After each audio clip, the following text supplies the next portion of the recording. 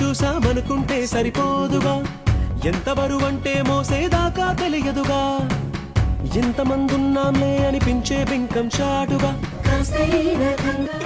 పసుపు పూసుకొని మొత్తం ఎల్లో వేస్తుంది. పనులెన్నో పెట్టి మాటలలో వంచిందే ఈ సమయం. మనమైనా ఏం చేస్తాం, సంతోషంగా నడుస్తాం, ఘన విజయం పొందాకే తీరిగ్గా కనిపిస్తాం. అందాల కుందనపు